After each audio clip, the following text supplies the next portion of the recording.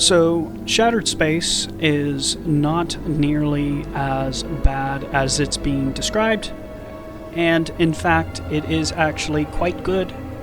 I dare say it was probably in my top 5 Bethesda DLCs. I would go off and say that.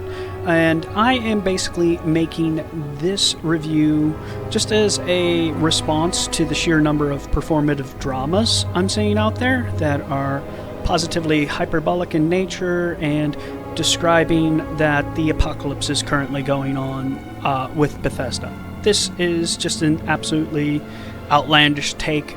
So I'm going to go ahead and just kind of put the game into perspective for everyone, so everyone does understand what Shattered Space is like, and they can make a nice informed decision on whether they want to purchase it or not.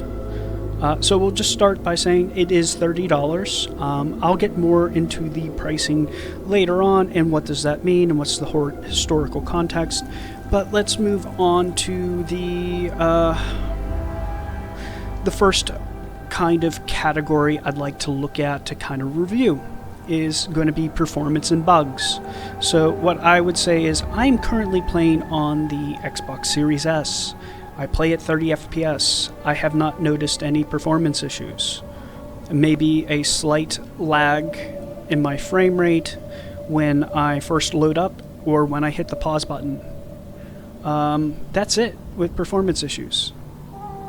So let's go on to the next thing, bugs. I've experienced 2 bugs. Both were clipping issues, and both were non-impactful on my gameplay. One was in a Varun Zealot was swimming in the ground, and the other was a dead body of an animal I needed to interact with, was clipping through a rock. I was still able to interact with the dead body of the animal. And the Varun Zealot clipping through the ground, I was able to just walk over top and continue on with my quest, so it didn't impact my gameplay at all. I did notice them though, and I was aware of them, and that's about it. As far as like technical difficulties, I did have a little bit of a technical difficulty when first trying to play Shattered Space, and that was because of the poor communication by Bethesda with the number of updates that we did need to download for Shattered Space to actually trigger. You needed to download 2 updates. There was a patch to the Starfield main file, and then there was an update to the Shattered Space file. But I'll go ahead and I'm just going to play a fast forward version of my 5-minute rant that I made as soon as I figured out that there was a second update that needed to be implemented. This, impact-wise, I mean, it caused me a half-hour delay getting into the game. That's it.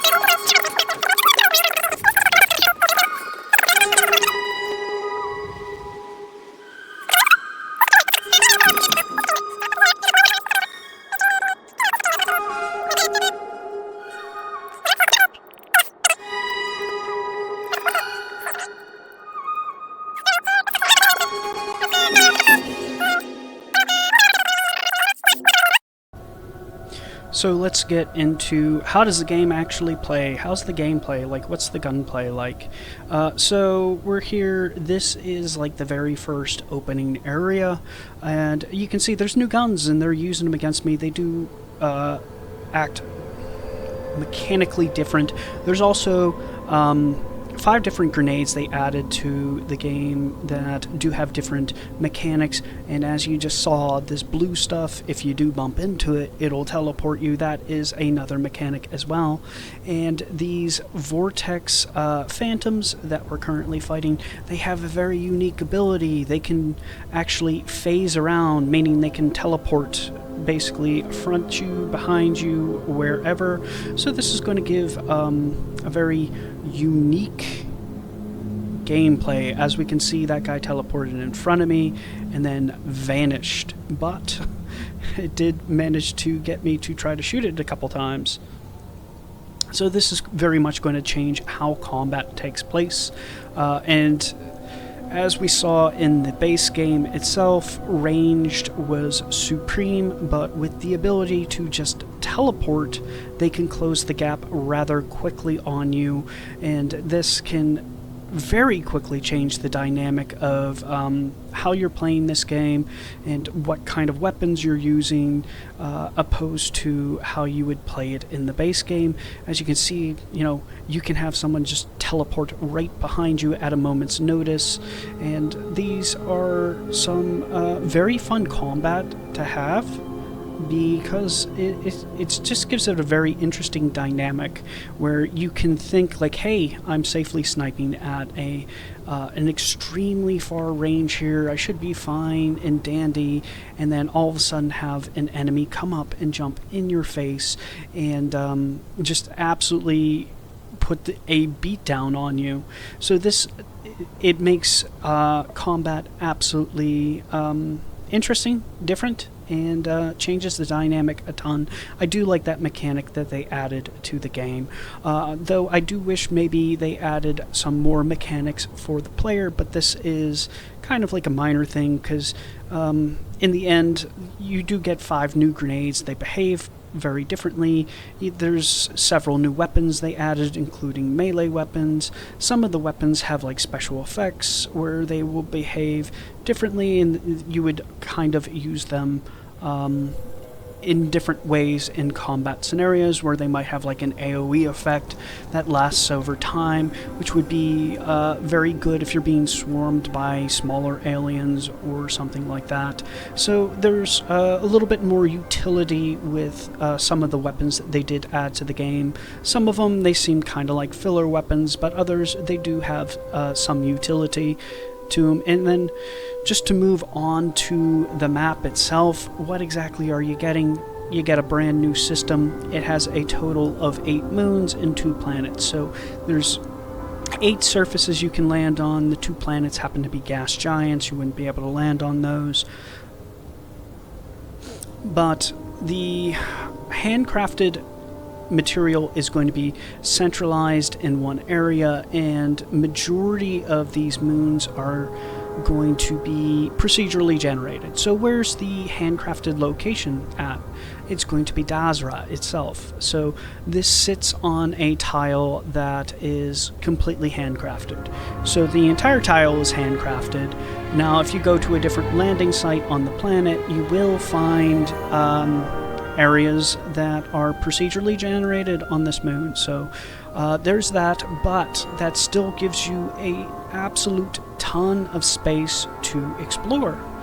And especially in the handcrafted environment, these buildings fit in with the scenery and theme of Varun Kai very well.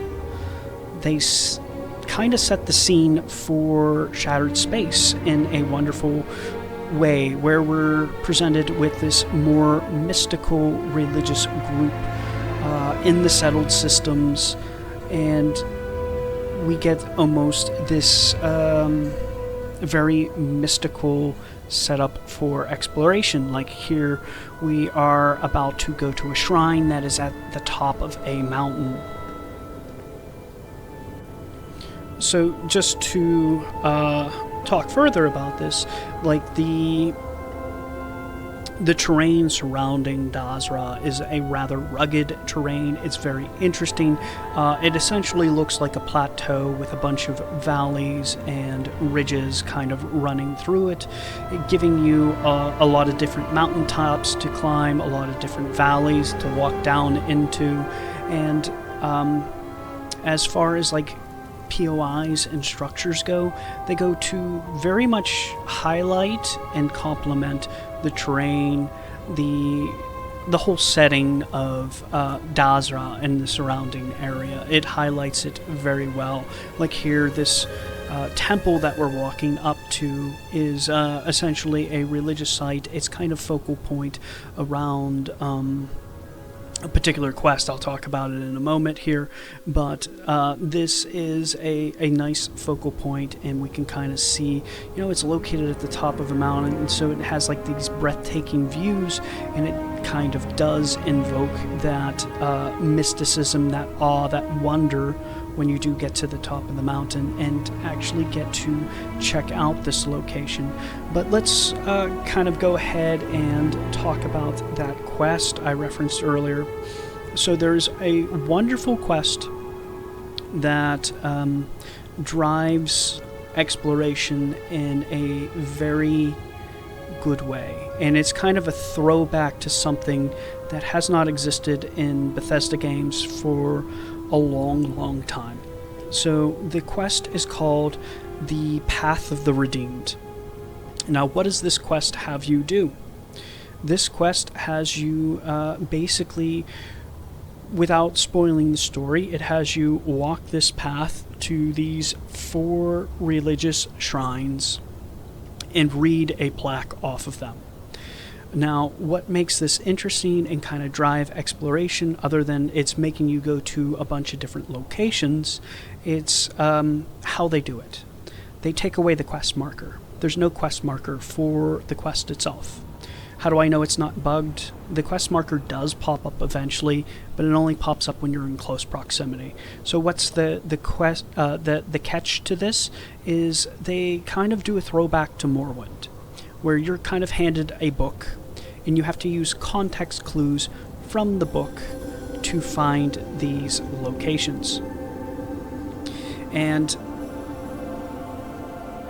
this quest took me about 2 hours to do, and I ended up seeing a lot of different points of interest. Majority of them I marked them because they might be related to a quest. I'm not going dungeon diving into something and just to figure out it's related to a quest later on. I'll pick up the quest. But I went ahead and marked them. If they were external POIs, meaning there's no internal cell, I did go ahead and explore those. Those typically, they're really usually not tied to a quest. You're not going to pick up like a quest item there. Sometimes you do. Majority of the time you do not. So I did go ahead and explore those, but that quest, it drove me around the greater Dazra area, and it kind of pushed the exploration in a very good way. Like, it was very, how do I say it? It was the right amount of vagueness and figure it out to make for good gameplay. So it was challenging, it was difficult. You had to read and kind of like, okay, this is supposed to be on top of a precipice. So I'm looking at like the tops of mountaintops and stuff like that for a particular religious site or something like that. Or just giving a clue like you're supposed to be heading south, and you'll see it after you pass all like this machinery or stuff. So there was that, and this kind of drove exploration in a very good way, which I thought was really fun, and I enjoyed the throwback to Morrowind, like the age before we had the quest marker, where that's how they just guided you to the quest. It was through text. So I enjoyed that. That was something that was very good, and this game definitely gives me Morrowind vibes all the way down. So when I'm looking at the quest, I'm looking at the scenery, I'm looking at everything, this is very much giving me Morrowind vibes. I'm looking at like the structure of the Varun themselves, I'm still getting more Morrowind vibes.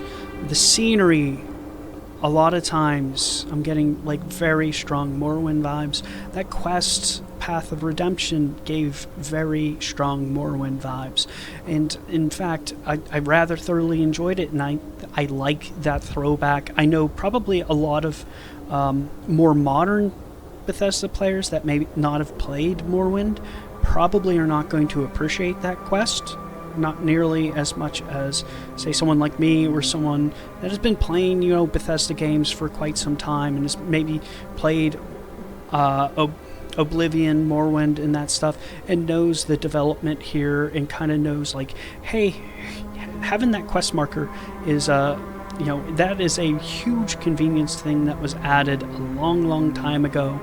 And there was once a time where you literally had to kind of wander your way to the next, like, quest site.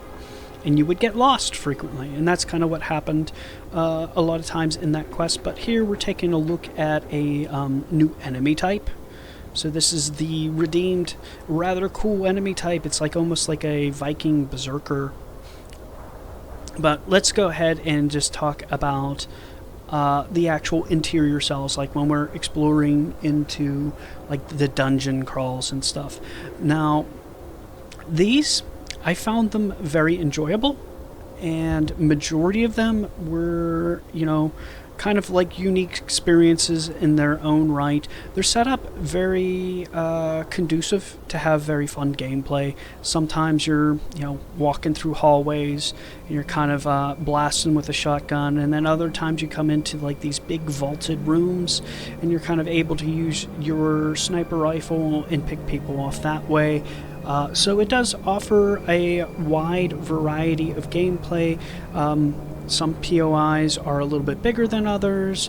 Some offer a little bit more fast-paced gameplay, while others are a little bit more slow-paced, sneak-around style. So I do like how diverse that they do make the points of interest in this game. But beyond that, there is a little bit of, like, once you've played the intro, there are a lot of data slates, and it kind of does explain why we do see, pirates, rune zealots, in points of interest that are, like, almost in Dazra, the proper city, that are like just outside the walls. And basically what's explained is there was a rather large catastrophe, took out majority of the leadership, took out majority of the funding that Dazra had, and took out majority of the military. So essentially the Varun are no longer able to support and protect the surrounding area, and these buildings are being abandoned. You can actually see a refugee camp if you go to Dazra, and it kind of explains this. So, like, a lot of these buildings are abandoned, and we're seeing them being populated by spacers, pirates, Varun zealots, and it makes for a rather interesting dynamic here. So I do like how they explain it within the storyline, and in fact they kind of show it like you're seeing large sections of the city you're missing, and there's multiple NPCs that will talk about kind of this exact predicament. You'll find data slates throughout where they're like, hey, we haven't gotten a supply from Dazra in 3 weeks, or something along those lines, where they're expressing concern over like security or supplies. And then you see that the outpost of whatever kind of shape or form it is was abandoned or happened to get taken over, and that's probably lack of like military and protection to prevent stuff like zealots attacking and taking over these points of interest. But let's move on and kind of talk about what I would say is the density of exploration within this game. So this game is fairly dense with its exploration. That being that it's dense enough that you're practically like crashing into stuff. Points of interest at least around the city of Dazra proper, where I'm talking where do the quests take place. These are relatively dense locations, and we're actually going to take a look at one coming up ahead and kind of how I crashed into it. This is the Spacer crash site. So I was fleeing from some vortex phantoms and kind of just trying to climb up this hill and get over the ridge so they could not shoot me, and I didn't realize it, but I drove straight into the Spacer crash site, and I immediately got caught up on a bunch of makeshift buildings that they had set up. And this kind of gets into the story a little bit with that. Because of the incident itself, pirates and spacers have become aware of this location and are kind of flooding in and basically taking advantage of the Varun's misfortune and conducting raiding parties on the outskirts of Dazra. So this is a very interesting thing, and it also kind of speaks to a lot of the density of exploration. Like you're finding stuff, it's really close together. It's practically running into the next location from the last location. So the handcrafted environment, in my opinion, is done extremely well, and it's a rather large area of handcrafted environment that you are able to explore in. So I've barely scratched the surface in exploration in this handcrafted environment. I've gone to a few points of interest, mind you, not a whole ton, and I'm having a rather good experience. But to kind of speak on something else is not only do we have like spacers, pirates, vortex horrors, and the Varun zealots and the wildlife, but they're all fighting each other. So you're kind of going to run across these combat scenes that are going on all over this handcrafted environment, where you'll see like those 5 groups fighting against one another. Maybe it's just the natural environment, the creatures within there fighting vortex horrors, or it could be vortex horrors fighting pirates, or we could see Varun zealots fighting pirates or vortex horrors. It's kind of a wild place to be wandering around, because you'll just see random firefights going on off in the distance, or as you're rolling by in the Rev 8 itself, you'll drive right past one.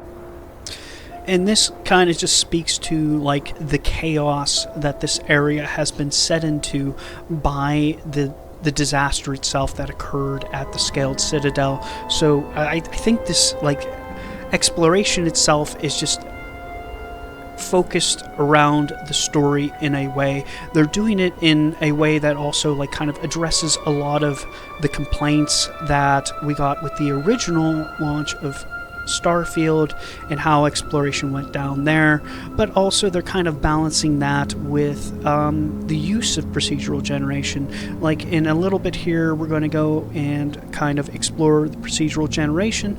I will say that I've only spent about 20 minutes or so exploring the procedural generation. I'll get into a little bit more detail in a second here, but as we can see that we just have these random firefights just going on across the landscape itself. It's just an absolute wild place, this handcrafted environment. But let's go ahead and look at another moon that's in the Kavnik system. So let's see what the procedural generation has to offer. So I've only spent about a total of 20 minutes exploring in the procedural generated environments. And going into this, I was not expecting anything new. I was expecting them to reuse the procedural generation from the base game. But as we can see here, I go to a total of 2 places. They're the first 2 non-natural locations. So I don't really count the natural locations as a point of interest. I know technically they're a point of interest, but in my book they're not. But I go to a total of 2, and 2 for 2, they were brand new locations added to the procedural generation. So this is very good. that they're giving us this extra material to go ahead and explore in. I personally, myself, I did not find the procedural generation to be that bad of a thing. I know a lot of people were like really up in arms about it, but it did not bother me. The only thing I thought was they just need to add more points of interest to this so it becomes a little bit less frequent that you run into a repeat. Or it takes a while longer before you start running into repeats. But of the very short time I did go exploring, I did find this location, which was this forward operating outpost of the Varun, and it was a very small, procedurally generated location, an external location, not rather huge. The other location I did find is not rather large either. I'll go ahead and show that in a moment here. But this location here, it's a rather small encampment made under some rocks. I expect it, like majority of the stuff we're going to find out here is going to be rather small encampments and small forward operating posts. Maybe I'll be pleasantly surprised and find some larger POIs out here, but I was not expecting anything to be out in the procedural generation besides stuff that we already have in the base game. That's kind of where I was at. I was not expecting them to add any more procedurally generated exploration. I'm glad they did, because that was one of the first things I looked at in this game was, well, what's in the procedural generation? Because this is what gives you really the long haul gameplay. It was probably, took me like 600 hours to see all the things the procedural generation did have to offer. There's like 82 different hostile points of interest in the base game, and that takes a while to see all of them. So I'm kind of glad that at least I know the first two places I looked at were brand new. I'm hoping that we have more than two, and I suspect we probably have more than two in the procedural generation. I'll see what it has to offer, what that total count is, but it'll probably take me a while to figure that out. But that was something I'm really excited about. I probably will delve a lot deeper into the procedural generation after I'm done with the core foundation of the game that takes place in the handcrafted location. So that is something I was not expecting. It's basically like bonus. We have procedurally generated locations and they're new. We're going to go ahead and kind of move on to look at how artistically they did with this game, which is something that I found very good. Like, so here, this was when I was doing the Path of the Redeemed quest. I went up to the top of this mountain. I found this random shrine. I don't know if it's tied to a quest or not, but I did find it.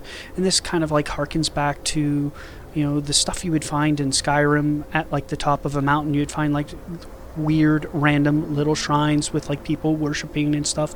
And we see that yet again. And just to also note on like the artisticness of this is just look at the amazing color palette that we're seeing. Just awesome blues and purples and pinks. And one thing I would say, I heard this referred to as monochromatic, and I heard it referred to that way by multiple people, and I just like to say this is not monochromatic. Monochromatic, that's like a variance of light through dark, so that would be like different shades of blue. We're seeing like purples, reds, pinks, and I think it's like a pastel palette, and I think it does really, really well to set the scene of this kind of mystical DLC that we're getting with Shattered Space. And just the auroras look spectacular. The art style is just absolutely amazing. And anyone who says otherwise, I think is just looking to hate on Shattered Space. It's just absurd. So this is a scene that I think just absolutely highlights what the art team did to capture the religious, mystical nature of the Varun within the art of Shattered Space. So we see at this worship site a man praying, and the background was just perfect to kind of highlight and accentuate that. But we're going to take a look at like some of the night skies, and we're going to time lapse these so we can see long durations of this done really quickly. So I'm playing this at 10 times speed, and we can see this rich, wonderful color palette of blues, purples, reds, grays. It all plays very well. The night sky is fully simulated. By fully, I mean not like the weather patterns, but like where the stars are moving, where the planets and stuff. That is simulated in its sense. And you know, I haven't fully mapped out how this orbit works, but it's turning out to be a rather interesting one. It seems, you know, Dazra's located where on like a particular part of its moon where we have this rather unusual orbit of the stars where they're almost drifting sideways, and we see the planet is going to pop up in the corner of the screen soon, but it's going in like the opposite direction, and kind of see at times where the host star will kind of glide around the horizon until it sets. And this definitely kind of spells like how the teams worked well to provide us with a very interesting planet that has a lot of interesting colors and really highlights the mystical nature of the Varun with the environment itself. So everything's focused around this story. But moving on to environmental storytelling. So here we are on the Oracle. So this is the very introductory quest to Shattered Space. And we can see how it does a wonderful job kind of setting the scene here with like we're showing up on a star station. There's no gravity. There's bodies floating around. We have these weird blue orbs popping in and out of existence. And I've heard some reviewers refer to this as a carbon copy of Event Horizon. Now, they do the story of the Oracle and the story of Event Horizon vastly different. Event Horizon, it was a movie, it was in the late 90s, kind of a cult classic. I've watched it many a time, actually. So vastly different. The one thing that we are seeing a little bit of influence in is the settings. So the settings are very similar. Some of the artwork is very similar, and I don't see this as a bad thing being inspired by a cult classic movie like Event Horizon. Especially, it does get a lot of praise for how it did its shots. And the scenery, it was done very well. It's a very kind of immersive movie. And these scenes, like the environmental storytelling on the Oracle was done spectacularly well. The introductory quest is done extremely well. I would not say that the rest of the game is bad, but I can definitely tell you that Bethesda's team spent a lot of time on this particular quest and really getting it polished and done in a very good way, so that it kind of tells a story, and it's not just the data slates that you find with recordings on them, but it's also told through text and also the environment itself. So this took me a bit of time to go through, and I've seen a lot of people kind of complaining about how short the main quest is, and like I've watched their live streams, their gameplay, if it's available, and from what I'm seeing, they're playing the game in a way that is rushed. like they're not exploring, they're not reading data slates, they're not reading messages on computers, and there's a lot of environmental storytelling going on. If you rush through it, you're missing a lot of that environmental storytelling. So here is a quest where we're supposed to save someone called Qasim, and in this quest, not to ruin anything, you end up following like a blood trail through a lab, and it's rather interesting. In fact, this kind of builds a lot of the suspense because you don't exactly know what's going on in this quest, and it has a lot of mystery where you're sneaking through this laboratory that's basically not supposed to be there, and trying to investigate a missing person, and you don't really know what you're going to find in this lab itself. And just the environmental storytelling of like, hey, we're following this blood trail and we can see the smears of blood everywhere, and we find ourselves going through this lab, and eventually, you're kind of like in rooms and you can kind of see like, hey, this is a morgue, I recognize this. And they're very much telling a wonderful story in this particular quest, and I think it very much highlights how Bethesda kind of held true with a lot of its environmental storytelling and making sure that these points of interest are worth exploring. There's things to uncover in them, and that's something that has always drawn me to Bethesda games. And I think that's probably the case for most people. Most people that I, watch their content and stuff like that, it's because they enjoy the exploration of Bethesda games and exploring the stories itself and like how they're told. And they're told in a lot of different ways. They're told through dialogue, they're told through random notes you'll find. They're actually told through the environment itself. Like here we're in another point of interest for a different quest where we actually need to help a Varun zealot, but we're helping him against other Varun zealots. It's a rather interesting one.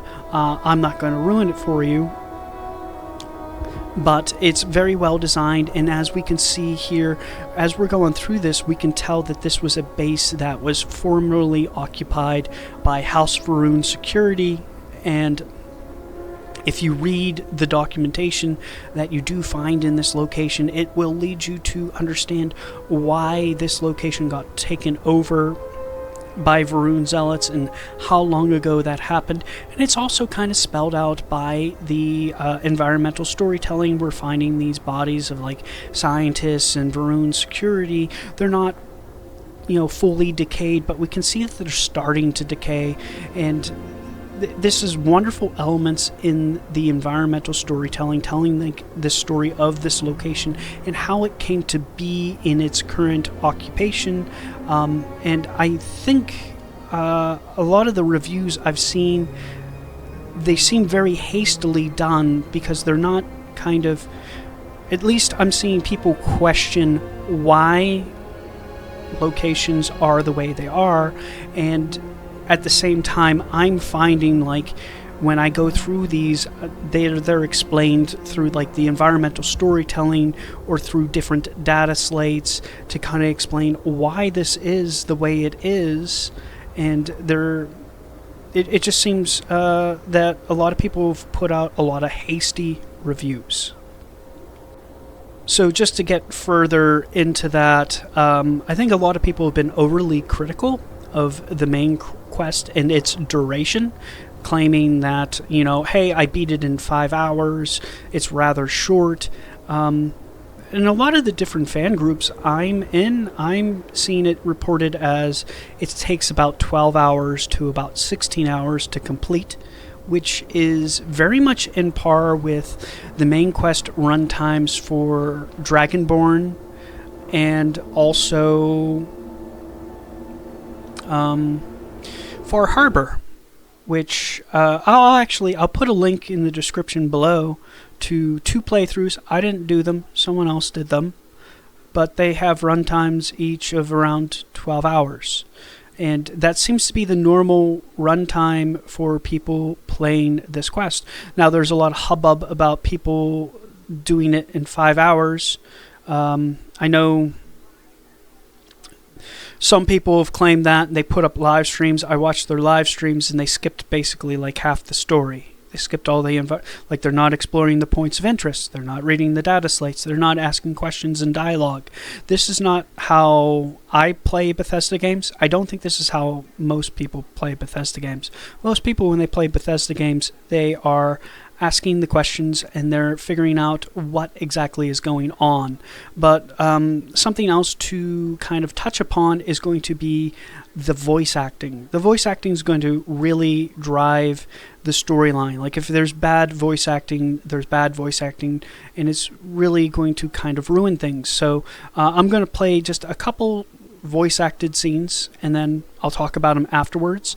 But I think the voice acting in this was a step up from the base game, which at times was rather amateur.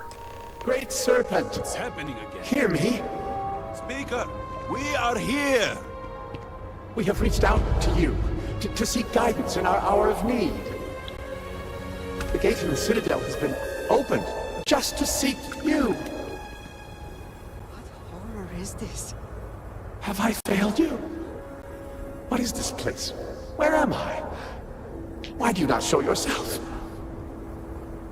I strive only to follow your command. All must serve. Please, do not leave me in darkness. I seek only your wisdom, your guidance. Great Serpent, your children cry out to you. Will you not answer us? So, the Great Serpent sends you to me. There is something about you. No husk that to walk the Serpent's path, to enter this sacred cave, there is no turning back. You will be forever changed. This is a path you must walk of your own free will, alone. Will you step forward and emerge anointed, one of the promised?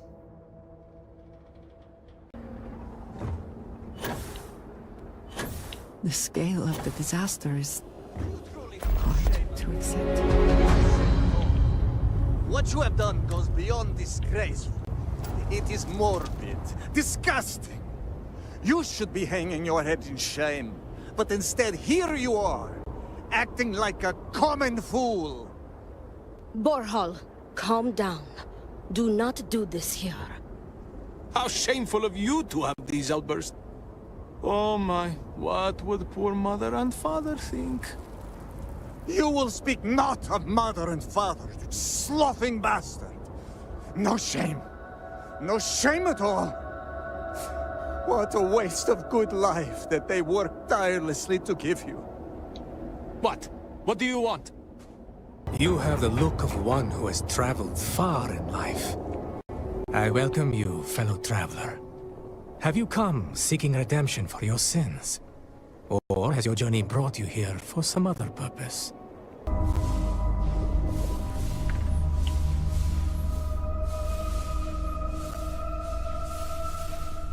An effort was made to keep this place sustained, without a need for frequent resupply.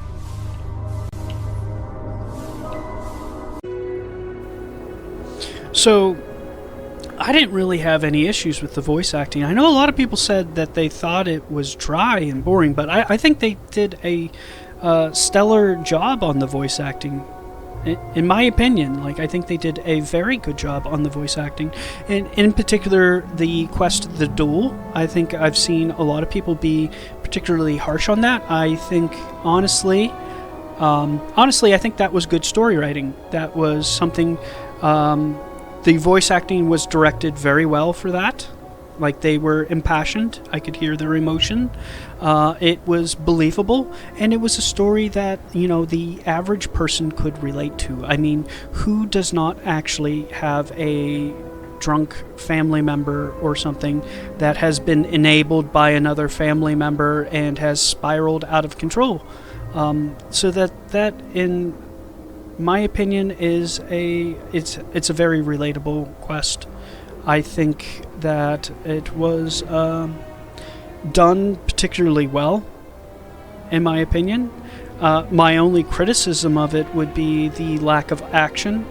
Like, it is a completely dialogue-based quest line, but I know I'm giving criticism of it, but I know there's a lot of people out there that like those quests. They enjoy those types of quests. They're kind of really roleplay heavy. There's a lot of different options you can take with them. And as far as I'm concerned, I think that was just a fine quest in itself. But I think we're going to go ahead and kind of just review all the different things I talked about and kind of put this in perspective and discuss what opportunities this DLC might need or could benefit from. So as far as like performance and bugs, I don't have an issue. I barely experienced any bugs in this game. In fact, this launch was a lot smoother than prior launches, in my opinion. Like, if you're having a particular bug, I feel bad for you. Go ahead in your comments, describe what's going on. I'll try and help you. But my first question is going to be, are you running mods? Like, everything was just updated. Mods might not be working correctly. But I have not really experienced any kind of performance issues or any kind of issues around like bugs. I did have a little bit of a hissy fit when the second update started unexpectedly, and that's why I wasn't able to access Shattered Space. But like, that's water under the bridge at this point in time. I just say, Bethesda, please communicate those updates to us a little bit better, especially on events like this. But overall, I think performance and bugs have been good. In comparison to past Bethesda launches, I have not experienced a lot of bugs. Actually, relatively low bugs. I know I see complaints about bugs in other people's videos. I'm not seeing a whole ton of chatter in like a lot of the groups about bugs and how to fix them, etc. So I don't know if this is commonplace that people are getting bugs. I'm not experiencing them. So my experience with this has been good. I have not experienced bugs. I'm also playing without mods, and I did that deliberately because if there's a major update, it will break all the mods. That's something to be understood. But let's move on to kind of the gameplay. The gameplay, I think, is very good. They do add new mechanics. The new mechanics are primarily for your enemies, and that's to switch up the gameplay. There are some new mechanics with the weapons they add.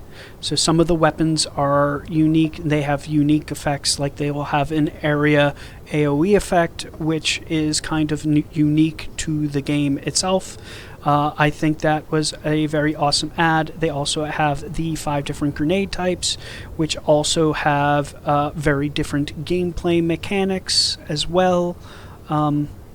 Beyond that, gameplay-wise, I think the points of interest did very well. I like the new enemies they added. It shakes up a lot of the combat, especially with the Redeemed, and having like this berserker Viking charge at you with a sword. Very cool. Very cool. I enjoy it. Moving on. Exploration. Loved it. Absolutely loved it. I love that they added stuff to the procedural generation. I have not looked in it too much. I will. I was not expecting anything. But they added stuff to the procedural generation. So that's awesome. That's going to give me a lot of gameplay. And then as far as the handcrafted tile, I think they did a very good job on this. Things look like they belong where they belong. And it really highlights the Varun theme of like the mystical, mysterious, like Varun. Like we see a lot of religious themes in the landscape and where the points of interest are located. They blend into the landscape and complement them in a good way. As far as like, do these make sense where they're at? Yes, like this stuff's fully explained in the story. If you're not rushing through the storyline as fast as you possibly can, you will find data slates that explain why we see, spacers right at the gates of Dazra. It makes sense. There are data slates that do explain this. You just need to read them. But let's move on from exploration. The artwork. The art team did a spectacular job on this game. I love the color palette. It really kind of sets the ambiance. The soundtrack as well. I'm going to loop this in with the art. You've been listening to it the whole time. I think it definitely gives us a lot of like mystical, religious vibes. Very good. Moving on to the story. So I will disclose this. I have not finished the main quest yet. I will when the time comes. I'm doing the side quests now. I'll go back and finish the main quest after I get the side quests complete. As far as the main quest goes, or the story goes, which I think, honestly, if you are judging the story by the main quest alone, I think you are not doing justice in your review. Right there.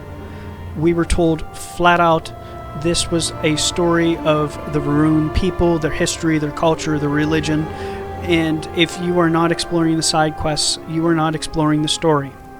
It's just that simple. So we need to incorporate the side quests. The side quests are extremely well done. They're some of the best done side quests I've seen in a Bethesda game. Majority of them have forking endings where you will have 3 or more different possible endings that you could take. So they have a lot of replay value.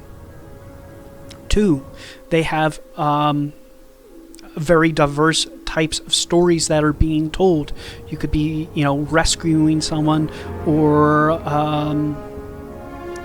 helping out a Varun zealot, or any number of things, or helping 2 brothers that are in a conflict with each other, or helping one kill the other. It depends on you. But I think the side quests, the main story I've experienced so far, everything seems well done in it. The writing's good, the writing's solid, the voice acting is well done as well. It's not like the base game where it seems like they pulled Tim out of accounting to read a couple lines. It's professionally done voice acting. And then just to kind of look at like what opportunities I think the game has, primarily I would say it's space combat. And here's the thing, like I've seen a lot of really bad reviews, and no one's mentioning this, but like space combat was one of the best things that Bethesda did within the base game itself, and they probably should have included it. And I think this is kind of caused by a knee-jerk reaction to a lot of complaints that the original launch got. I think they knee-jerk reacted and said, okay, we're just going to leave them on one tile. This way they don't get as many loading screens because they're not traveling around as much. And it caused them to kind of not get a lot of space combat involved, because they never have us leaving that tile ever. And I would have liked them to see, 1, incorporate space combat, and 2, add space parts for the room. I think that's just a missed opportunity. People love the space combat. They love the shipbuilding. I think that should be in there. But I think that's also an opportunity that a modder could probably easily resolve for us. So that's some low-hanging fruit for a modder. It's not going to kind of like break my assessment of Shattered Space. Furthermore, let's look at some opportunities some other people have brought up.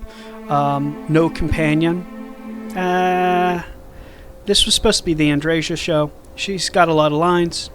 I'm hearing a lot of her lines. I am not experiencing the bug that is apparently going around where it causes her lines to not trigger. I'm not really seeing a lot of reports about that. I've seen a whole two of them. Both were from some rather large YouTubers with a lot of traction.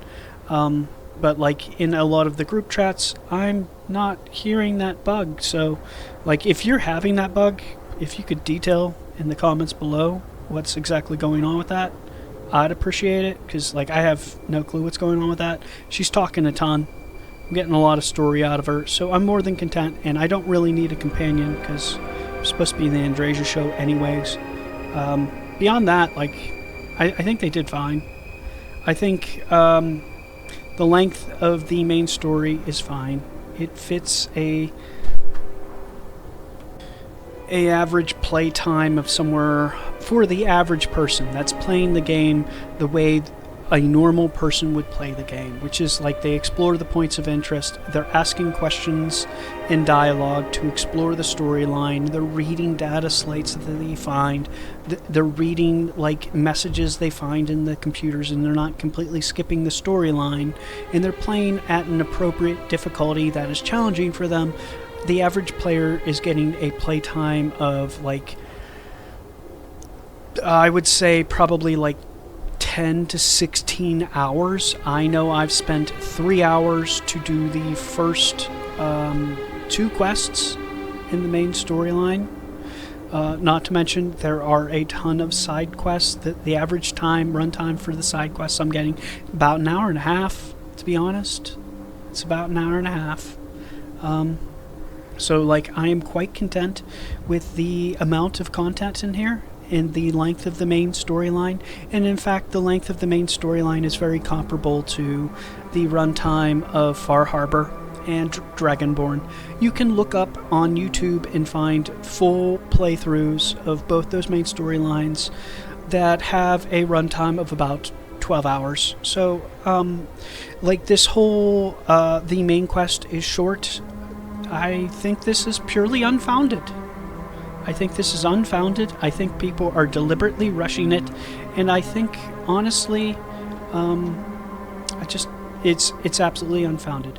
But like, if I was going to go ahead and rank Shattered Space based off my first 15 hours of play, amongst other DLCs, I'd say it's a top 5 for me. I've been having a lot of fun with it. I think everything's very good in it. I'm not having too many issues. I mean, there were some missed opportunities that they could have improved upon. I'm satisfied with the story. I'm satisfied with the voice acting. I'm satisfied with the points of interest. I'm satisfied with the exploration. I think, you know, it's a top 5. You know, my top DLC is going to be Shimmering Isles, followed by Far Harbor. If I was going to have to place it, I'd probably put it around like 3 or 4 in my DLC list. I think it's a very good DLC. And then just to address the price point of $30, just going to remind everyone, in 2012 the Dragonborn DLC came out at a price point of $20. If we adjust that for inflation, it's around $30. So this DLC, I feel, judging by where I am in the game, I feel like it has more content than the Dragonborn DLC, and I'm having more fun playing through the quests, to be honest. I think the quests are a little bit better structured and better written, the side quests in particular. So there's that. I think the price point's completely fair. And then just to make note here, I guess people should be aware, like, a lot of what you see on YouTube as far as reviews go on this game, I feel falls under a couple different categories. One, it's a little bit hastily produced. Basically, they ran through the game as fast as they possibly could, and now they're going to critique it. So they've experienced only a small fragment of the video game, and they're critiquing it. I'm doing that right now, but I'm only doing that because apparently that's perfectly fine to do. And then also there is a very hypercritical critique going on, where it's very nitpicky, to the point where sometimes it's factually incorrect. So there's that, and I think that just kind of spells out the bias of the people doing those reviews, where they're factually incorrect on things. They are looking for errors, and they're not even checking if it's an actual problem or if it's real. But beyond that, like, if you disagree with me, I'm fine with that. Like, this game's really not for everyone. But like, I'd ask, if you're going to be like commenting, please make it a substantive comment. Like, have some substance to it. Don't just tell me it's boring and end it at that. Because, like, what am I supposed to do with that? Why is it boring? Explain yourself. I'm having a fun time. I've explained myself and what I think is good about this game. So if you disagree with me, I'd just ask you to do the same. Present your case. I'll read it.